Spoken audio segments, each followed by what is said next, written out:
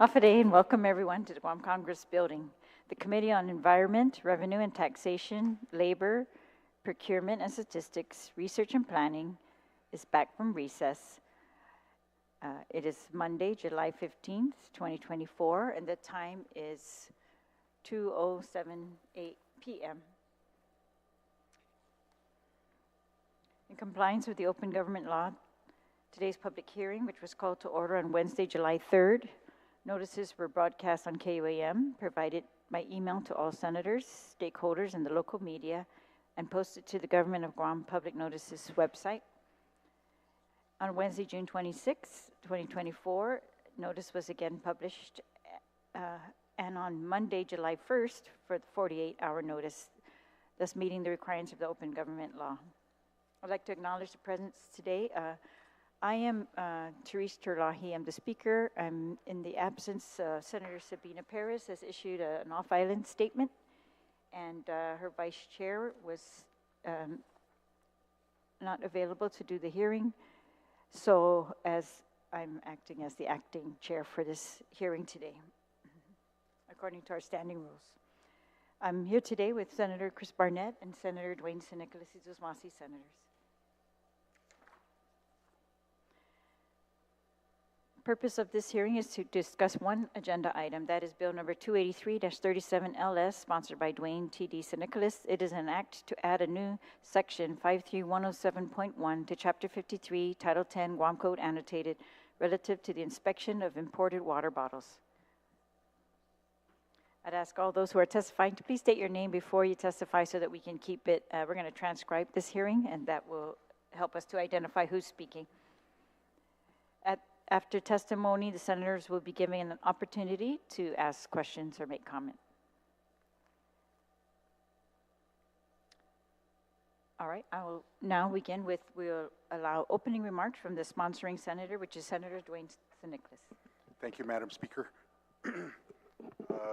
This bill comes to us from working in collaboration with the Safe Drinking Water Coalition and Public Health. Bottled water imported into Guam for drinking are not subjected to testing and inspected before it's sold to the public, which can be dangerous because some bottled water products have been found with dangerous contaminants and have exposed percentage of our population to them. Foreign bottled water imported into the island are dispersed and sold to our island residents without being carefully scrutinized for dangerous or hazardous contaminants that can endanger the public. So that's where we're going with this. And I too, had imported water a couple times, and I was surprised of how easy it is to bring in foreign water. So I'm concerned about that, not only as a consumer, but also as an importer. What we want to do is we want to make sure that we're protecting the public, and we're doing so with testing, but we also want to work with all the stakeholders involved to ensure that it's a small impact to whatever it is we have to do, but we want to make sure that the public is safe. And so I thank you for being here and providing testimony. Thank you, Madam Speaker. Senator Nicolas. I'll now invite those who signed up to testify, who would like to testify. Please have a seat at the table, including Guam EPA and Guam Customs. And we also have Mr. James Riley and Robert Bullock. Would you like to provide oral testimony as well? Yeah, please have a seat. All right. It looks like Mr. Paredo, you may begin.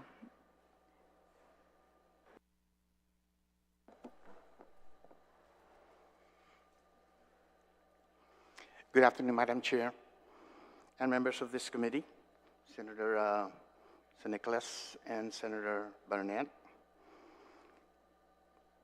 I'm here to testify in support of Bill 283-37, an act to add new subsection 53107 to Chapter 53, Title 10, Guam Code Annotated, relative to the inspection of imported water bottles. As you are all aware, under the border jurisdiction, the Customs and Quarantine Agency is responsible for facilitating and regulating all goods and commodities imported into Guam. If Bill 283-37 is passed into law, GQA will play an important role ensuring that this law and the subsequent regulations for imports of bottled water are applied to all shipments before introducing into our commerce, as well as to mitigate shipments which do not meet the import requirements or regulations. I would like to recommend to the committee that language address penalties and responsibilities for importers whose shipments do not meet the requirements of this law or regulations upon import. This is necessary to ensure timely compliance of the importer once the commodity is determined to be non-enterable or inadmissible because of regulation or statute. Second, language that will have the importer bear the responsibility for all expenses related to the product's destruction, removal, or export. And finally, the penalties for repeated violators of importers who fail to carry out the disposition of government officials within the prescribed time on non-enterable or any inadmissible products. I would like to share with the committee that CQ and the Department of Public Health and Social Services will work collaboratively enforcing requirements on applicable imported goods and commodities subject to public health's purview at the ports of entry. Cooperatively, we have an existing process to forward goods or commodities found by CQA officers at the ports of entry to public health, requiring their subject matter intervention to determine admissibility through the tracer of products protocol. If this bill is passed, we look forward to working with public health during the rulemaking process to explore the usefulness of including the tracer product protocol to imports of bottled water and other mediums used to contain individual retail water. Thank you for the time, for giving me this opportunity, and hopefully that we can continue to ensure that our waters that are being imported into Guam is safe for our community. Thank you. Jesus Masi, Director of Customs. Mr. Rupley? Hi, Hafaday. Good afternoon, Madam Speaker, Senator Barnett, Senator Nicolas. My name is Nick Rupley Lee, Acting Administrator for Guam EPA, here to provide testimony on Bill 283-37 LS. Upon review of the bill, Guam EPA finds that the author of the legislation seeks to amend the Guam Safe Drinking Water Act codified under 10 GCA Chapter 53 by adding a new section entitled Imported Bottled Water. It is our understanding that through this proposed section, bottled water produced outside of the U.S., herein referred to as the affected product, will be prohibited from importation for sale in Guam prior to a sample being tested by a certified lab and Department of Public Health and Social Services performing inspections and verifying that the affected product has been tested and certified with standards in accordance with the Guam Safe Drinking Water Act. The proposed section also authorizes and directs the Public Health Director to promulgate and enforce rules and regulations and standards for the product with the advice of Guam EPA within 6 months of the proposal's enactment. Apologies, I failed to acknowledge Senator Taitigui over there. Additionally, importers of the affected product must have them tested in accordance with US EPA standards and have the test results submitted to Public Health prior to the promulgation of rules and regulations within 3 months of the bill's enactment. Before any action is taken on this bill, we want to convey the following points. The Guam Safe Drinking Water Act in its current form does not regulate bottled water as a finished product. When the Guam Safe Drinking Water Act was repealed and reenacted in December 2020, Guam EPA worked with the 35th Guam legislature to ensure that the act was crafted to be on par with the federal Safe Drinking Water Act so that Guam could secure its primacy exclusively over our source water, so that's our aquifer and surface waters from reservoirs, lakes, that type of nature. In the interim and absent of rules and regulations specific to this product, the Guam Safe Drinking Water Act's provisions, which enforce MCLs for regulated contaminants for source water under the Act could apply, and thus required the affected products to undergo analysis at an EPA and a Guam EPA certified lab to perform analysis for the 90+ contaminants listed under the National Primary Drinking Water Regulations. It could also mean that the affected product's water source may be subject to the same monitoring requirements which are associated with their respective MCLs, which in turn could also factor in the size of the population in which the affected products are intended to serve. So these are the same standards that we hold every Guam public water system to, right? So that's GWA, that's DOD, right? So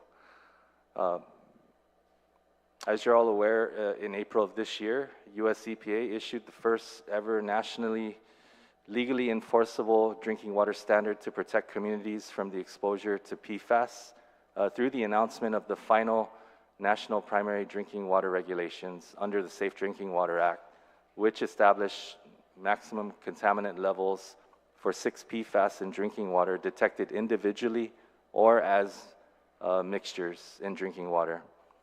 The rule also provides that public water systems perform initial monitoring through 2027, continued compliance monitoring, and public notification of PFAS levels to the island's ratepayers will also be required in 2027. By 2029, public water systems must implement solutions that reduce these PFAS if compliance monitoring data reveals detections in exceedances of those MCLs and health advisory MCLs. PFAS sampling and compliance is performed under prescribed methods known as EPA Method 533 and 537.1. These methods are extremely rigid in terms of their sample prep, collection, processing, holding times, temperature, and analysis.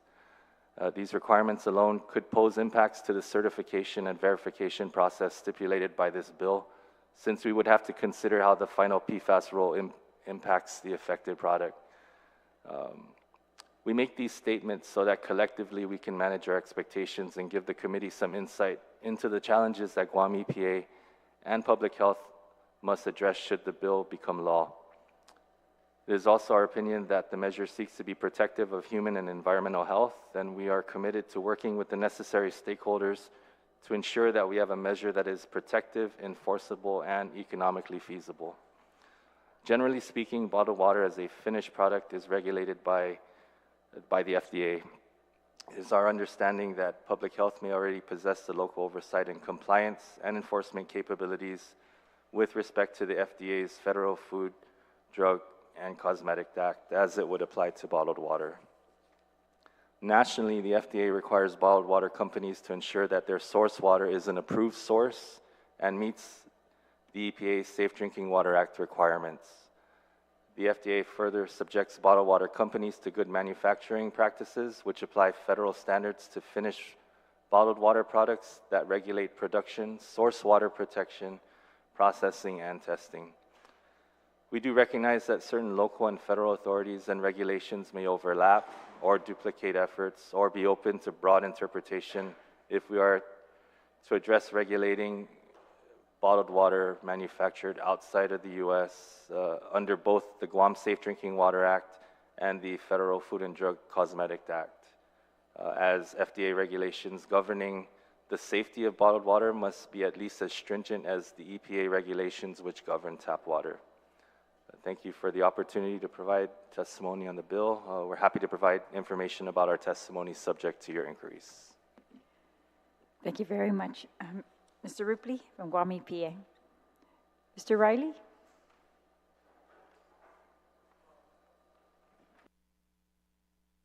Please identify, please. Is that yours? Sure. If you want, like to.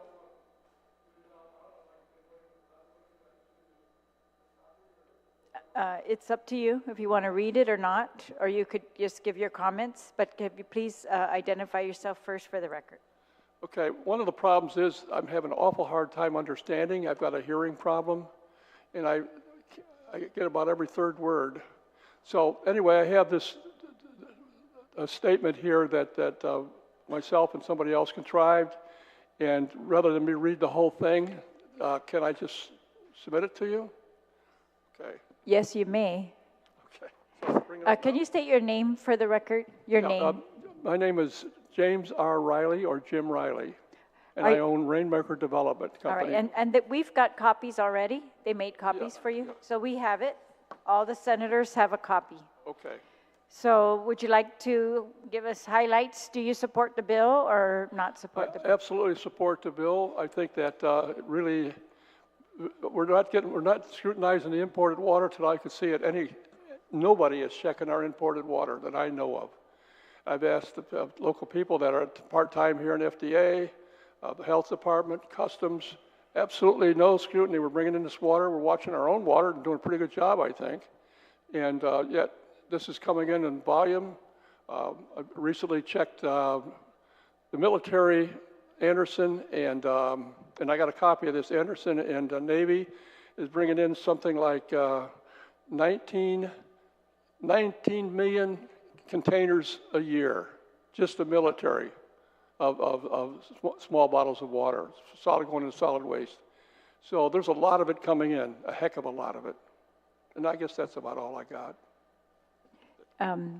According to your testimony, you are the owner of Rainmaker, Correct. a local company that provides reverse osmosis water purification systems to small businesses and residential customers. For the last 40 years. All right, thank you. Thank you, Mr. Riley. Mr. Bullock? I didn't write the prepared testimony. My name is Robert Bullock. I'm the president of Culligan Pacific, and I've been on Guam since 1990 when I started working as an engineer, working on water and wastewater distribution and treatment systems for a local engineering company, and then I've been with Culligan for quite a few years since then, and I'm the owner now of this local dealership. Civil engineer, I'm an EPA certified water treatment plant operator and a EPA certified water distribution system operator. So I've got a little bit of understanding of hydraulics and water treatment, and I understand some of this stuff. I might have a hard time explaining it without taking notes. First time I've been here, so I didn't realize I should write my testimony out. So I support Mr. Bullock, if you could put the mic just a little closer. Oh. Thank you. Yeah. So I support the bill, but I think there needs to be some changes. One of the things that I'm asked all the time is Guam's water safe? You know, and the water that people drink on Guam it comes from a couple different sources. Primarily, the water that people drink on Guam comes from GWA, and GWA is regulated, and they test and they monitor their water, and so we use that as our source water. And then we do additional levels of treatment, and then we do testing after that as well.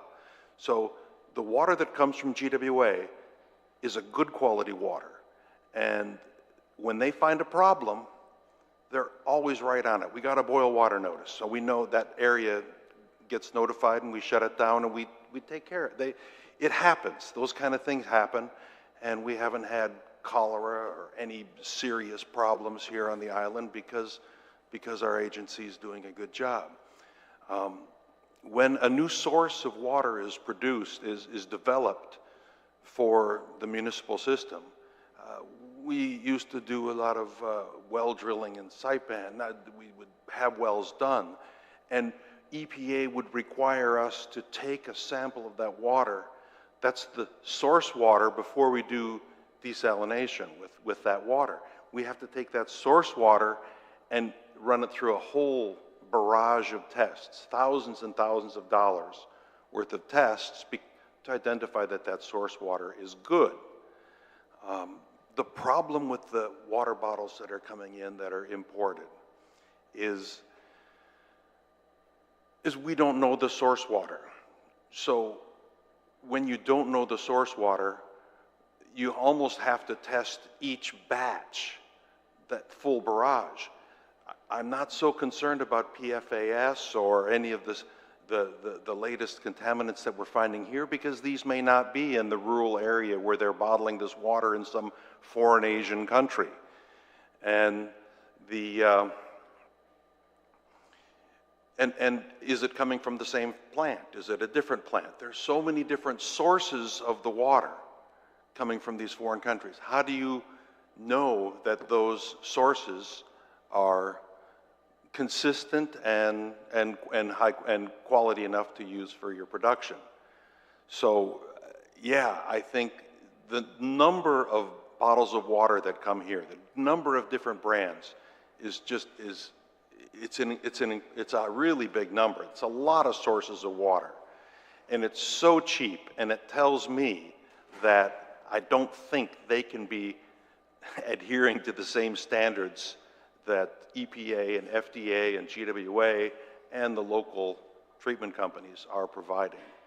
So, yeah, I never drink that stuff. I never drink the bottled water that's on the shelf when it's 38 cents a bottle or 27 cents a bottle. No, I stay away from that. There's some locally produced bottled water that's good. Stuff that comes out of the States I would trust. I don't trust anything that comes out of Asia. Now, that's just me, but I've got a little justification for it, you know, because I know that it's not being tested the same way.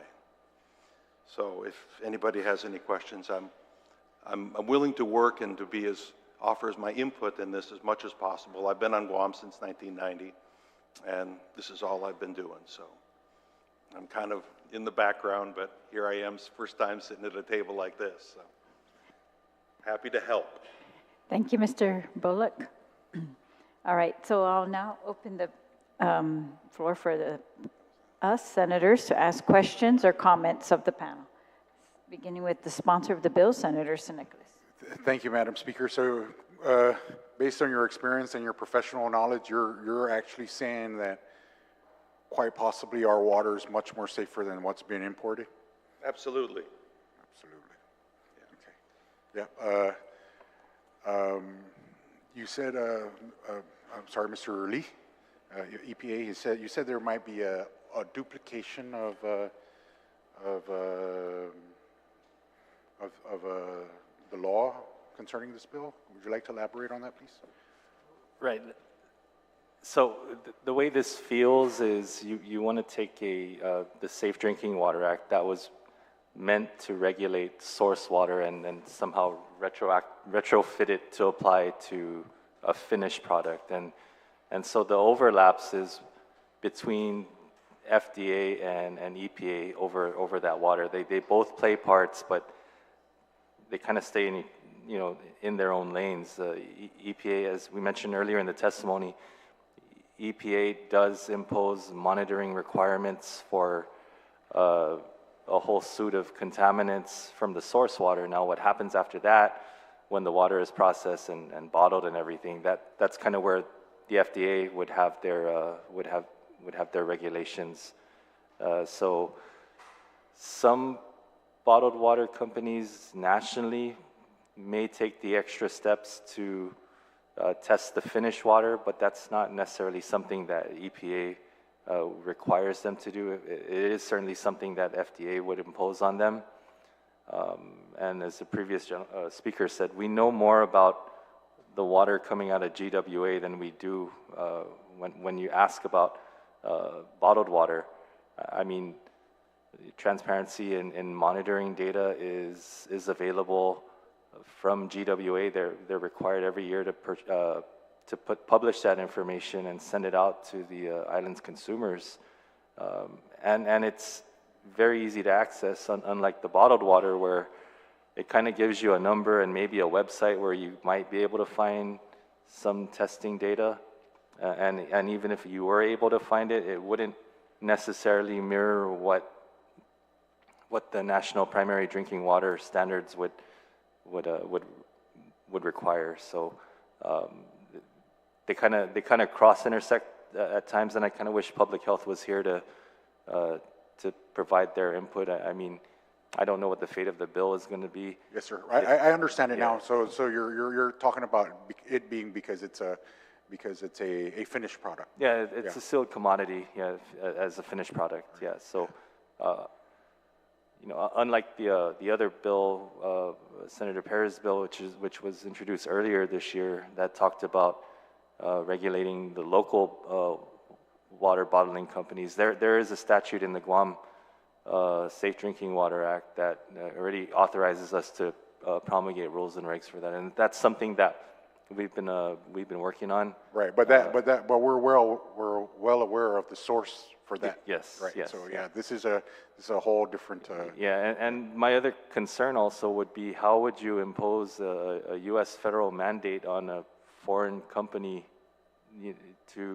for compliance? I'm not sure how you would be able to do that. And even if you were able to find a foreign bottled water exporter, you'd have to think about the logistics in getting those water samples to a EPA certified lab in the mainland. So I'm not saying it's impossible, but it's going to be challenging to go forth with. Yeah. Yes, thank you, sir, for your testimony. Thank you, gentlemen, for your testimony. I can, I used to be a customs officer, and we, it's amazing how just easy it is to import foreign water. It's very right now, sir. Currently, do we have anything on the books, Director Pareto? Right now, there's nothing in the books which says that all imported waters must meet certain requirements. There's nothing, not even the labeling requirements. So I think this bill should address that there should be something on that bottle or can which specifies the label that it meets certain whatever requirements that we are proposing here on island.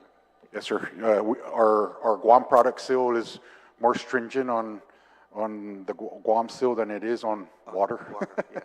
I just want to let everybody know that. But yes, we do have certain things in place for certain things, but we just don't have one for water. Right? Okay. Thank you for your testimony, sir. Ma'am, I have nothing further. Thank you. Just Mossy, Senator Nicolas. I'd like to recognize Senator Tellos here. Thank you, Senator, for being present. And questions from Senator Barnett? Thank you, ma'am. And thank you to the panel for their testimony. I guess I'll just start first with Mr. Lee. There was a bill previously that had come before the committee that kind of dealt with a similar issue that was introduced by the committee chair. And again, both of the bills seem very, very similar, but your testimony on Bill 269, I believe, was that the committee reconsider it altogether, which is a little bit of, would you say that's a departure from your testimony on this bill today? And if so, would you explain why? Thank you for the question. So I believe the subject of the bill that you're speaking about is regulating the local water bottling companies, right? We already have the authority to produce rules and regulations for those companies, and so I asked that the committee reconsider the bill so that the agency can be allowed to move forth with completing that the adjudication process on getting those regulations passed. We do have a draft that we've been working on since before our former chief engineer left the agency. So that's something in the books that we want to address. Today's bill is a little bit different because it's focused on foreign imported water, and that's source water that Guam EPA or US EPA doesn't have any regulations over. From where we stand, it's a finished product, it's a sealed commodity. It would appear that Public Health and FDA would have more authority to regulate that than we do. Yeah. Has there been, or is the agency aware, has there been any type of outbreak or contamination from foreign bottled water? Not that I'm aware of, and perhaps maybe it's best that Public Health speak to that, because they are the ones that are going to be issuing the recall notices on consumable items like that. And I guess further, some of the concerns I was receiving from constituents, and I don't know if this is a question for the author, But there are a lot of beverages that we import into Guam that are bottled in foreign countries that are manufactured with foreign water, to include King Car, Mr. Brown, Assam Black Tea. I mean, you get where I'm going with this. So what then should we require with testing of those sealed commodities? If the logic is that the foreign water may be contaminated, what does that mean for those other beverages that are made from foreign water, to include the aforementioned? I'm just naming some of the popular ones here. I mean, King Car, Awesome Tea, Mr. Brown, Strawberry Milk Tea. You get where I'm going? Yes, and again, that's where our jurisdiction kind of ends, is safe drinking water. We don't look into sodas or spritzers or seltzers or anything of that nature. That again would be with public health, and I kind of wish they were here to kind of speak on that. Yeah. Thank you for that. And yeah, I agree. I think that the bill, the intent is a great intent, but logistically, it just seems like it'd be pretty problematic to stand something up like this. And I guess my next question is for Director Pareto. Good afternoon, Director Pareto. And again, I want to thank you for your testimony for the Mariana Islands Legislature Association. So much, Sizus Masi. But one of the points you had brought up in your testimony was the shortage of the customs officers. And you had said on the record that you were about 100 or more customs officers short from being able to fill the mandates that customs and quarantine is supposed to be filling relative to specifically the stemming the flow of illegal narcotics coming into Guam. So as it's written, this bill appears to give you an unfunded mandate. So what impact would carrying out the provisions in this bill have on the other mandates that customs is obligated to perform? Definitely, importing water, especially now at this point in time, we do see a lot of foreign bottled waters being imported, coming into our borders. So definitely that will, if this bill is passed and companies decides that they're going to start importing more foreign bottled waters into Guam, then of course that will not only add the additional responsibility to the agency, and it's not just that importing bottled water, but the consequences of what happens if this particular shipment fails to meet our standards. Then that's another logistical support that we need to make sure that we contain these products and make sure that we do what we have to do, other than just allowing it to be exported back to the port of origin.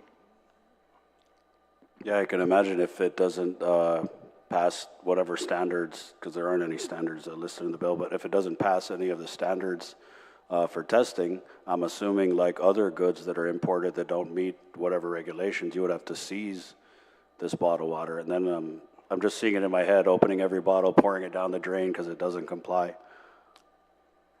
Yes. Sizus Masi. Sizus Masi. Senator Tello, questions for the panel?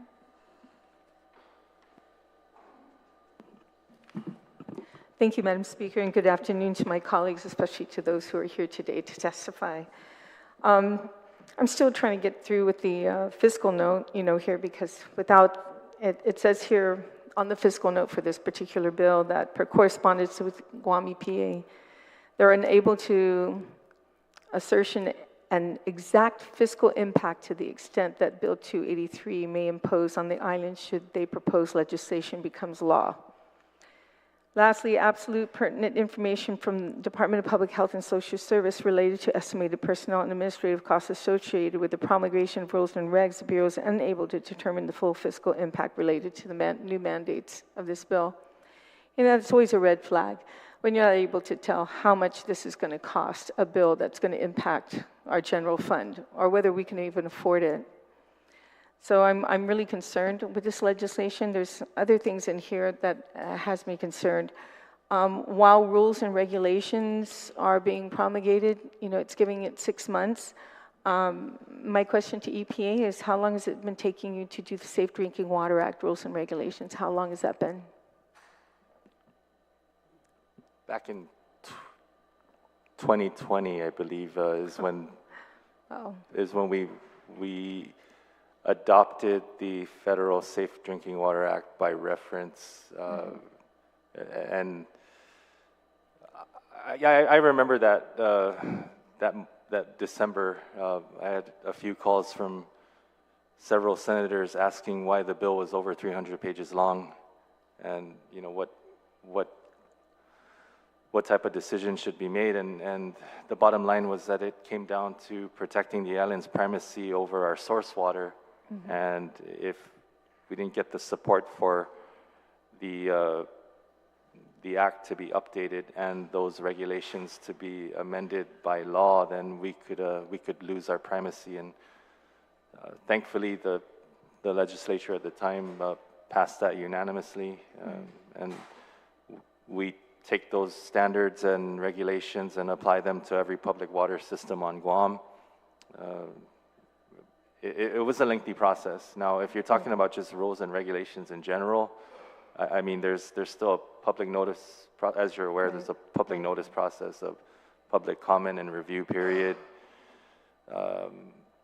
You'd have to develop an economic impact statement. All of those things are going to take time, and then when it comes time for the legislature to approve those things, we don't know what's going to happen if the legislature is going to take action or reject it as a whole or in part, or some senator might have the idea to introduce a bill to adopt rules and regs, without the affected agencies going through the administrative adjudication law. So it's kind of hard to gauge, but I think you could assume that if it's got a lot of public interest, you're going to generate a lot of public comments that the affected agencies are then going to have to respond to.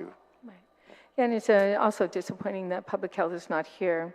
And it mentioned that the rules and regulations, while it's being promulgated, that any imported water has to be tested, period. So like you just explained, that whole situation right now, you're basically stopping any water. This bill basically stops any water. It's not just King Car, it's like green time or water that comes from Korea as well as Taiwan and other foreign countries that come into the island, which is, mostly less expensive than our own water here, that's bottled here at home or brought in for the States, or, Fiji water, which, I drink too. It's very costly, and it will definitely make an impact to the people who rely on buying bottled water, especially when you go to the parties and the fiestas, where everybody brings a case of bottled water there. Do you happen to know if any of these foreign waters are sold at the military base, on base? I don't. Yeah. I know you have military privilege. Are any of these waters sold on the military base? A lot of the waters that are being imported by the military base are coming from domestic. Domestic? Yes. Okay. So you can honestly say that there's nothing in there that is foreign? At this point in time, no. Okay, so the one up at the Naval Hospital, the Yes. beverage store, there's nothing from any other country, okay? So what we're doing now is already implementing a law to stop any bottled water from coming into this island, and that's what this bill does without a lot of the information that we need to move forward on this, and whether, even if we can touch on the USDA, requiring them to go in and test for us, or whether these foreign bottled waters can have like that little tag on it, allowing it for it to be imported. Because if you're doing bottled water, then what about all the food products that we receive from these foreign products? Japan, we bring a lot of things from Don Donkey that are all Japanese. They were made with their water. So now we're going to stop, now we're going to stop water. Pretty soon we're going to stop the food that's coming from these foreign countries.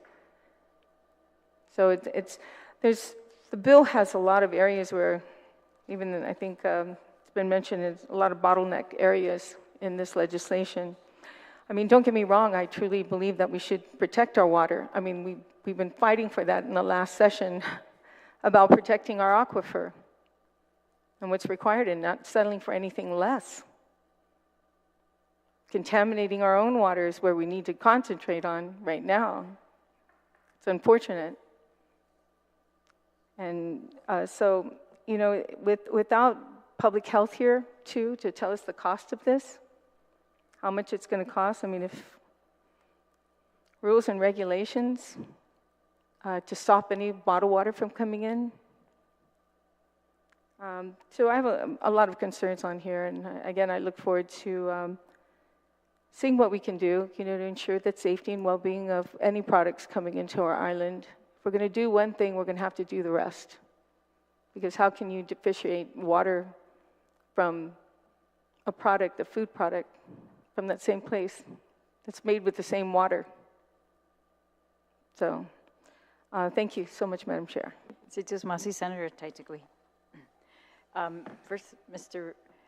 Nick Rupley Lee. I think I've been calling you Mr. Nick Rupley, but I'm going to say Nick Rupley Lee for the record so that we know this is the same person I'm talking to when we transcribe this. But thank you from EPA.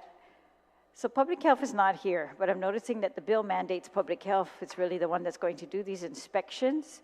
It doesn't necessarily put the cost on the people who are bringing in the water. It just says public health is going to do these inspections. The BBMR came up with, on their fiscal note, saying they couldn't really tell what the cost might be. They said there might be penalties that, you know, might fluctuate, or you might gain some money or revenue, but the cost to me on public health of doing this, I'm curious. But you said that these types of goods, packaged goods, are FDA, they're subject to FDA, right? So, but then yet you said that you are going to regulate Guam-sourced bottled water? EPA is going to regulate that, not FDA?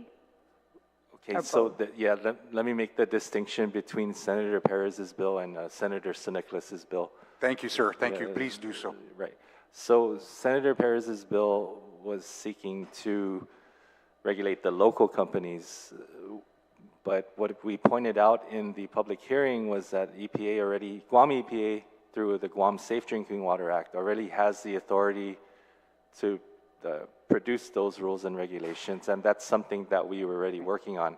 Now, we don't have any authority to regulate imported bottled water, and the Safe Drinking Water Act doesn't really concern itself over that as a finished product. The major concern would be the source water, and all right. So, but Guam EPA's role in regulating a finished product drinking water, whether it's from Guam or anywhere, you're saying is only if it's Guam source? Right, and it has something to do with the definitions of a community water source and a public water system. It gets a bit comprehensive the way So you're saying Guam EPA has authority if it's a Guam sourced packaged water, that you can regulate that water? Yes. All right, but you cannot regulate. Okay, and then can I ask Mr. Riley and Mr. Bullock from Culligan and from Rainmaker, are you governed by the FDA? Both of them? I'm sorry, can you turn your mic on so it can be recorded? Yeah. The public health and EPA, and we follow all the regulations from Guam Waterworks Authority as well. All right, and but not FDA, because we do equipment and maintenance on equipment. So we maintain. A lot of our customers, you know, might be subject to that, but you know what we do is we do. So you don't actually sell bottled water? No, okay. we don't. Rainmaker, do you? We do all the maintenance. I'm sorry. Can you turn your microphone on, sir? Thank you. We just sell processed water through a vending machine. Okay. And I think that had a conversation with Brian Bearden from from the National ETA, or EPA, and he suggested that Guam really needs to drink, for the time being, processed water, period. And he was generalizing on everything. So I don't know if you want to hear that, but that's what Brian Bearden told me. Can you repeat that? What did he say? Brian Bearden suggested that Guam residents drink processed water. And the reason for it is because of some past problems with the pesticide and other things. Now, I don't know if that's all been corrected. It's possible, but this is some time ago when he mentioned to me that the processed water would be the way to go, simply because we don't know exactly what we're getting. And All right. are you aware of the pesticide in the water? I know it's a diversion here, but Okay, thank you. yeah. So again, back to EPA. You said that in order to comply with this bill, the water would need to be tested on a lab outside of Guam because Guam does not have this kind of a lab. That's correct. So Guam's water quality lab over at Wiri cannot test for every contaminant that's regulated under the National Primary Drinking Water Regulations. So how are you testing the local company's water?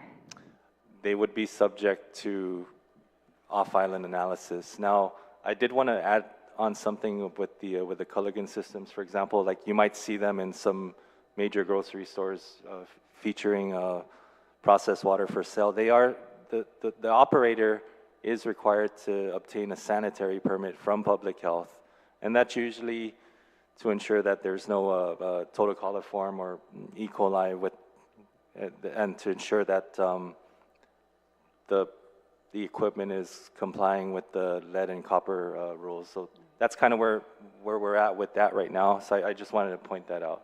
Okay, thank you. Yeah, we do get sanitary permits for our customers on all these bottled water stores that we maintain, and we do test monthly for every location, but it is not required. Are you saying you have a lab? You have a lab here that's better than EPA's? We use Wiri. Wiri? Yeah, So we use Can Wiri test for them, but because not for EPA? Locally, we test for only E. coli and total coliforms, and those are the indicator ones. Okay, We trust that the system, the water that comes from GWA, was it ready? is already good, even though we know that there's some PFAS and some other contaminants, but they're working on that. Our systems go to the next level, and we have plenty of granular activated carbon and reverse osmosis and ozone and ultraviolet and multiple filtration levels in circulation that deals with that. So at least we know what we're getting and Okay, thank you. what we have to do. All right, Mr. Pareto, for Guam Customs, does Guam Customs check products that are coming in, whether they are FDA approved or not? So are they restricted from bringing in non-FDA approved items? Yes, You will stop them? yes. So what about water? So I'm not Water, too sure about water, but that's a very good question. That, Okay. I didn't even realize that, because I didn't see anything on the bill which says that FDA should be involved, but I'm pretty sure that that's what we need to do. And right now we're working with FDA. We have some of their staff that are here working with my officers, and I can bring this up to find out. Because like any other food product, yes, there's regulations that are covered by FDA, and they will have a listing of authorized importers. Okay, all right, yeah. I'm thinking in the absence of public health, that's what I would want to hear from them, whether they are going to put in additional restrictions above FDA or whether FDA, if they see an FDA stamp, they're good, right? Public health. All right, well, I'm going to ask the sponsor to close on this bill. I have no further questions. Thank you, Madam Chair. Thank you, gentlemen, for being here. You know, the purpose of this dialogue is to work together to improve the bill, to make it so that it works for everyone around, and also trying to keep our public safe. It's very interesting that you mentioned that source water, Guam source water, is good coming out of the ground, and then you treat it and make it even better, right? That's what you do. Right. Okay, that's great. That's wonderful. With the I just wanted to ask a couple more questions. You said there was an import to the tune of 19 million bottles? I can pass it on to you. Navy, recently, just in the last 2 weeks, Navy and Anderson and Home Depot with 19 million bottles annually, and this is directly from them. Thank you, and that's just one source, right? Yeah, There, those so are there's three quite possibly, sources, really, to right. do it military. Could be more. And- There could be more. There's at And least 3 so, times that. right, we that's test going our into water here on Guam. Our landfill into the water table. Yes, thank you, sir. We test our water here on Guam to make sure that it's okay, but we have some, you know, some people here were alluding to, you know, just outright not testing bottled water from foreign without knowing the source of their water, right? So, I mean, it's very important that we try to work together on this to ensure the safety of our public. I do very much understand, you know, I think I read somewhere where, you know, everything will kill you these days. Just got to pick something fun. But when it comes to water, you know, they say, I think I read it somewhere where if it's not in the water, it could quite possibly be in the packaging as well. And so, you know, yes, you test for water. And I understand, you know, with customs, sometimes, right, sir, we allow for samples to be imported and then tested, and then we can go ahead and give that go-ahead that, yes, this is because we do have importers who come in with a sample product before they actually import. So we would go ahead and work with them. And so this is not very prohibitive. What we're trying to do is trying to make sure that whatever water is coming in is safe, because apparently we're drinking a lot more imported water, aren't we? And so I think that's where, you know, the responsibility rests on us, because our public is drinking far more bottled water, imported bottled water. So we need to place some safeguards. And as we work together toward this bill and make it work, please also try to help us make it work, so that way it's lessen the impact on the importers and the consumers. And again, I'd like to thank you for your testimony. Thank you again. Thank you, Madam Chair. Senator Nicolas, and thank you again to all of you who came to testify on today's bill. On behalf of the chairperson of the committee